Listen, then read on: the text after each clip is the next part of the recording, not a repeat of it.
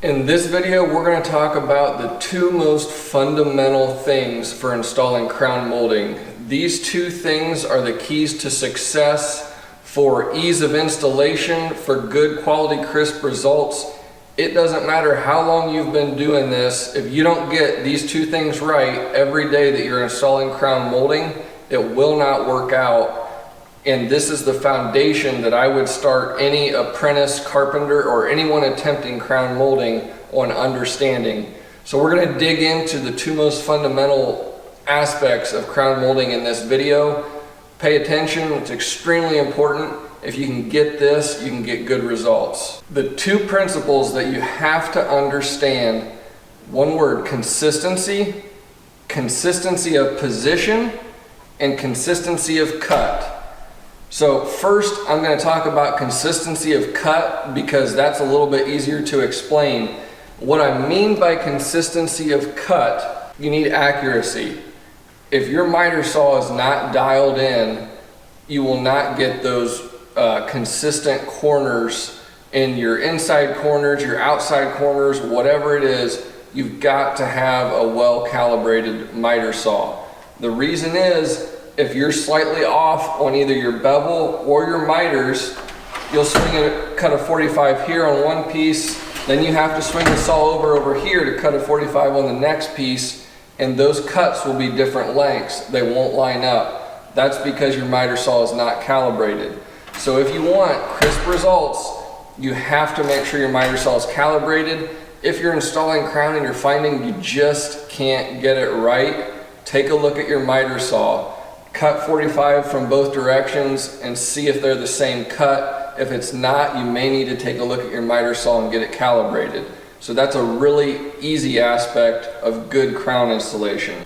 The second aspect, fundamental of crown installation that is really important is consistency of position. You need, I'm cutting in the nested position here. I'm not cutting on the flat. Cutting in the nested position. If you can imitate the way the crown will be installed on the wall and make that exactly the same as it's on the saw right here and make your cut, whenever you go to install it, it'll be perfect. Your corners will be perfect. The bottom of your crown will line up on your chalk lines. If you do not have consistency in that position, you'll struggle. So just a real quick brief overview of what it means to cut in the nested position. We're cutting crown upside down and backwards. Very important to remember that, upside down and backwards. And what that means is the top of my crown here, as I cut it on the saw, is actually going to be the bottom of the crown as I install it at the wall. And it takes a little bit to get that in your head if you're new to crown molding. But you have to envision this crown that it is upside down and backwards on the saw. So the top is actually the bottom and the bottom is actually the top. Now I've got this mock-up here.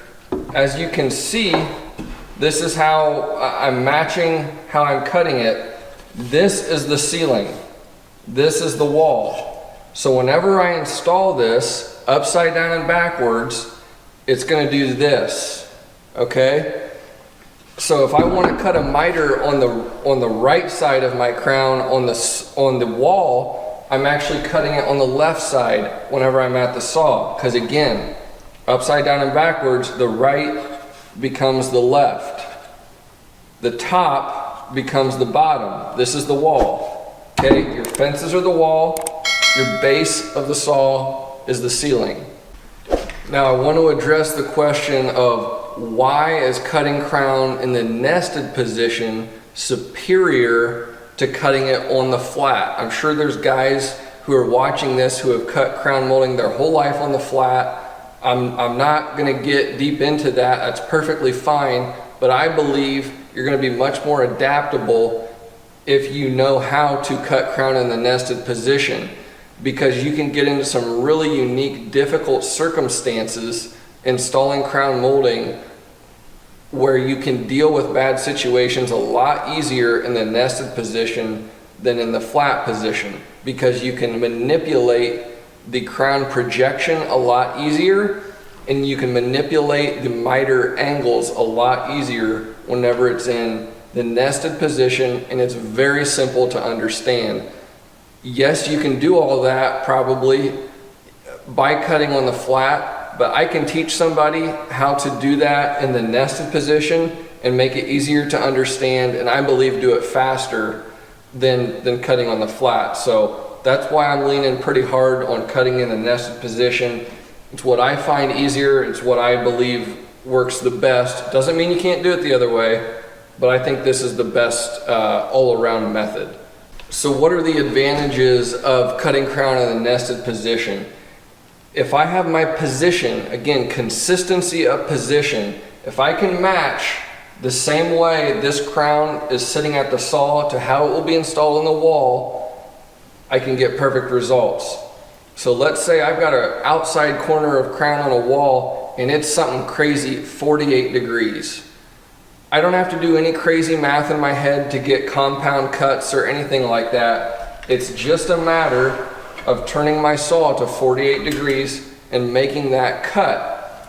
And my projection will be the same whenever I go to install it on the wall, regardless of what my miter cut is. If it's a 45 degree cut, then cut it at 45, and your projection will be the same. The issue arises that if you don't know the angle of the cut, and let's say it's a 47 degree cut, and you cut it at 45, the only way to make that crown joint come together and line up is to manipulate the projection. You're manipulating the position of the crown. To make that outside corner work, you would have to pivot the crown up or down to make the joint come together. But if you have your position, your consistency of position correct, you have your angle correct, all you've got to do is cut it and it'll be perfect. So inside 22.5 degree corners, outside corners, whatever it is, getting those angles dialed in is super easy if you've got consistency of position and consistency of cut with a well-calibrated saw. So what are some of the common pitfalls and mistakes that guys might make when cutting crown?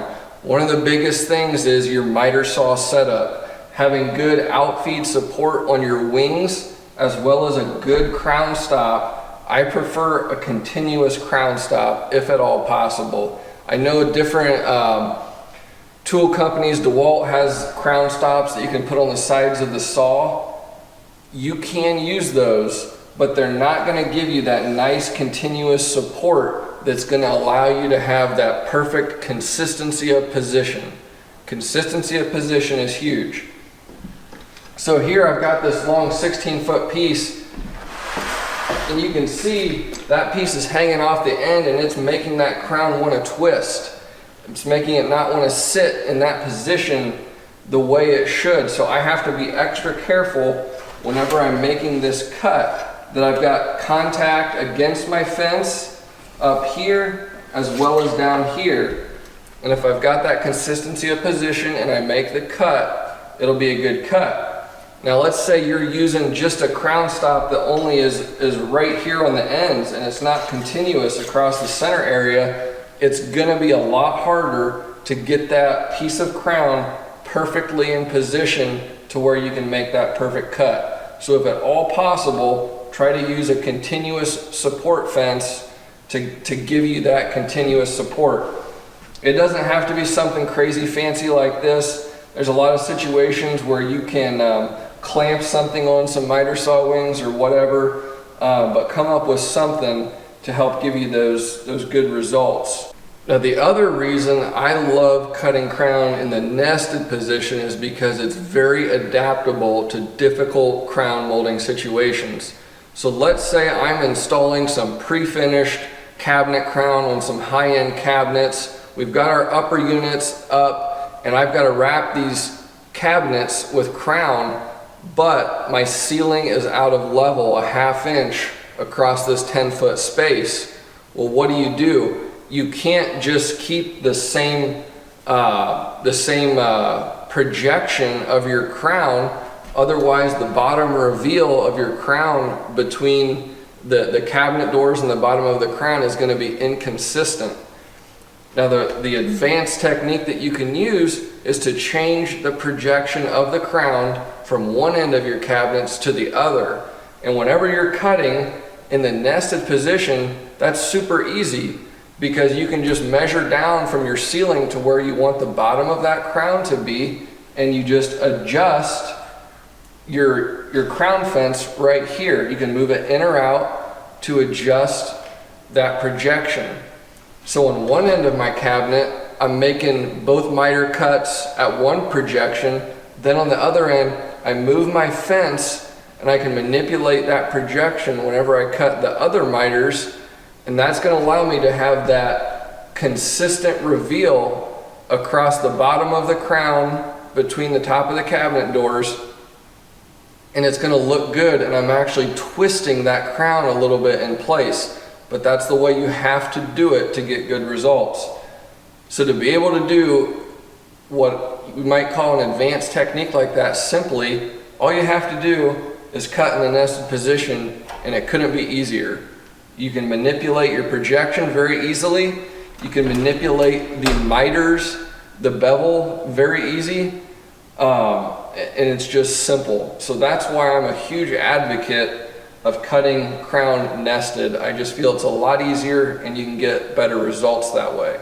Next, I've got an inside corner over here, which is 22.5 degrees. And I'm going to show you how the projection of the crown changes if I cut it at a different angle. So I'm going to cut one set at 22.5, and I'm going to mark the bottom of the crown where the joint comes together. And then I'm going to go 1 degree in both directions, 21.5 and 23.5, to show how that projection changes as I change the miter cut. So it's really important to get the correct miter cut whenever you're doing crown.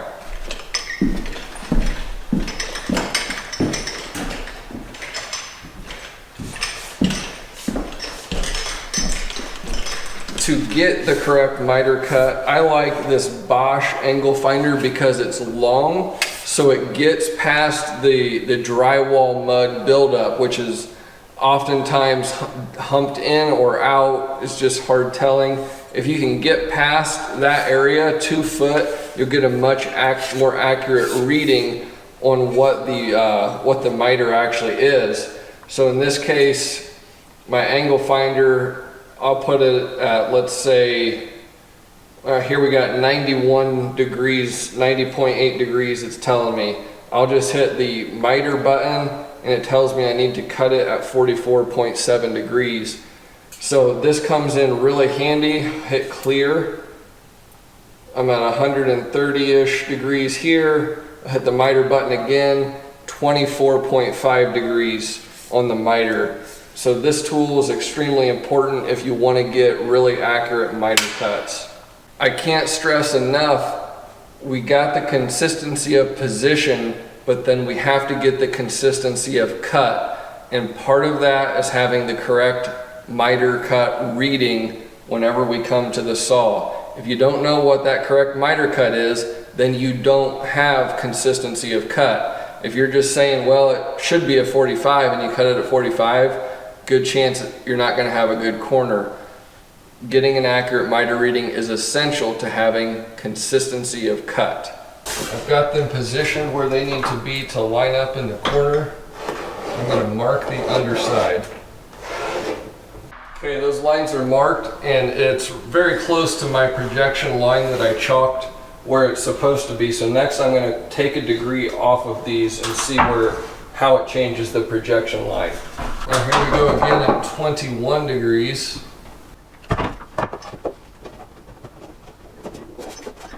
So in order to make this work, I had to drop the projection down in order to get the corner joint to line up. So that dropped the projection about 1/4 inch by changing the degree by 1 degree. Now here I've got 23.5 degrees. That's just simply not wanting to close across the front at all. But again, I've had to raise it about 3/16 to get the joint consistent.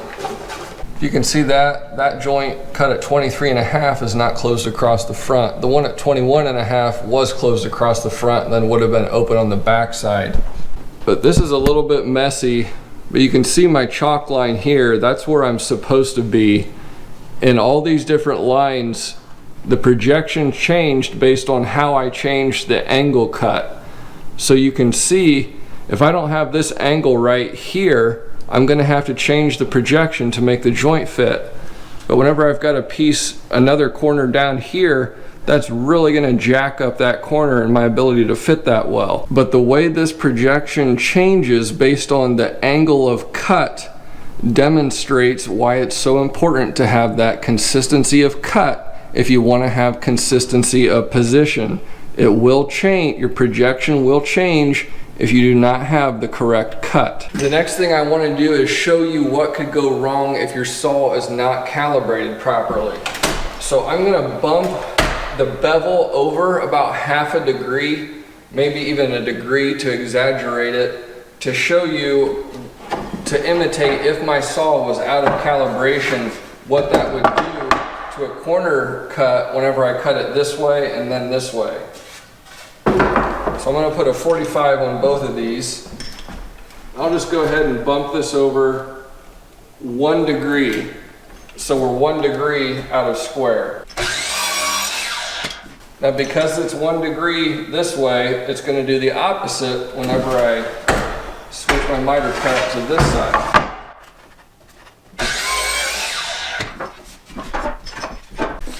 Now look what happens as I go and try and put this outside 45 degree corner together. The length on the miter of this piece is longer than this piece and it doesn't want to line up. If I make my inside corner even where it should be, I've got a point sticking out right here and the profile doesn't line up. It would have to be sanded. So that shows you if you don't have your miter saw calibrated, you won't get that perfect alignment on your profiles whenever you go to put your cut together. Okay, again, lined up on the inside corner where it should be. Now look what happens down here. I've got all this extra space on the profile that shouldn't be there. So that's gonna look like crap because my saw's not calibrated. And if I bump it in to make that look right, then it's going to throw off the length on my inside corner, and now I've got problems up here on the top side. So that's why you've got to have your saw calibrated.